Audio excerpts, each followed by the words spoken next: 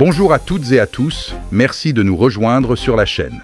Si vous êtes nouveau ici, abonnez-vous, activez la cloche pour ne rien manquer de nos analyses sur la situation sécuritaire en Afrique centrale et surtout, likez et partagez cette vidéo pour soutenir notre travail. Le groupe rebelle AFC/M23 n'a pas encore annoncé le décès de son cher camarade et haut cadre militaire, le général Sultani Makenga. Selon les rumeurs, il serait décédé à Kampala, en Ouganda, où il était hospitalisé après avoir été gravement blessé lors de frappes de drones attribuées au FARDC dans la nuit du lundi 23 février à 3 heures du matin.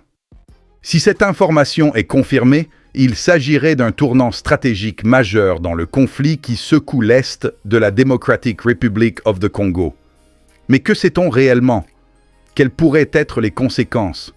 Et pourquoi son décès pourrait-elle bouleverser l'équilibre des forces dans la région? Analysons ensemble. Sultani Makenga n'était pas un simple commandant.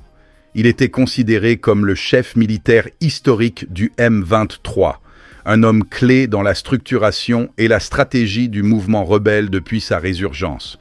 Connu pour sa discrétion, son sens tactique et sa maîtrise du terrain dans le Nord Kivu, il était perçu comme l'architecte principal des offensives récentes autour de zones stratégiques, notamment les régions minières. Sa disparition représenterait donc une perte stratégique majeure pour le mouvement. Un vide de commandement difficile à combler. Un possible début de fragmentation interne. Selon plusieurs sources concordantes, des frappes de drones auraient visé des positions sensibles, occupées par des cadres du mouvement rebelle. Ces frappes seraient le fruit d'une montée en puissance technologique des forces congolaises. L'utilisation de drones armés marque un changement important dans la manière dont les opérations sont menées. Si Makenga a effectivement été touché lors de cette attaque, cela signifierait que les renseignements militaires étaient précis. Les frappes visaient des cibles de haute valeur. La guerre technologique entre dans une nouvelle phase. Le fait qu'il ait été transféré à Kampala pour des soins laisse également supposer la gravité des blessures. L'annonce indique que le général serait décédé dans un hôpital à Kampala. Ce détail soulève plusieurs interrogations. Comment a-t-il été évacué? Qui a organisé le transfert? Était-il déjà sous protection médicale à l'étranger? Ces questions sont sensibles, car elles touchent aux équilibres diplomatiques régionaux.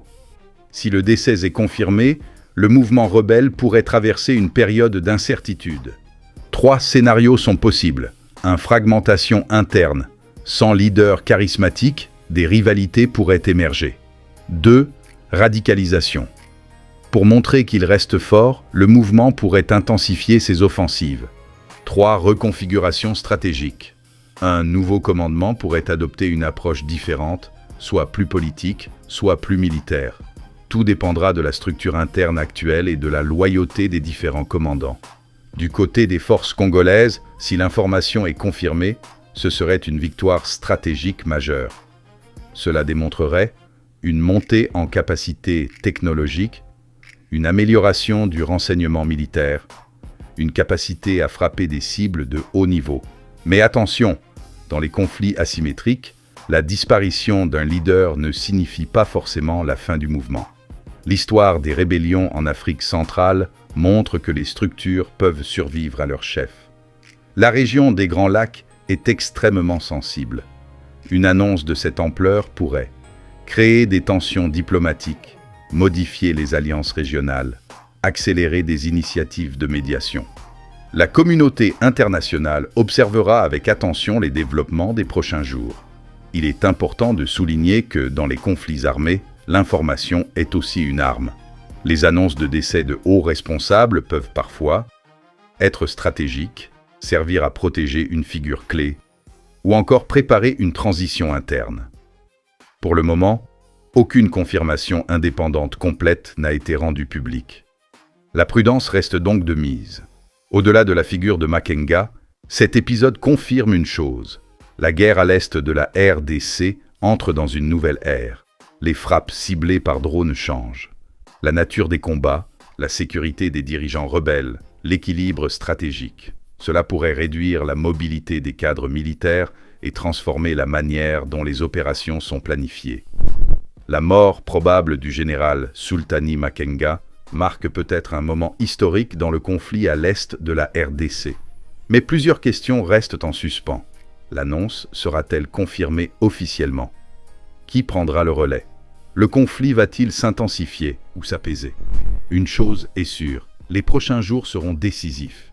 Merci d'avoir suivi cette analyse jusqu'au bout.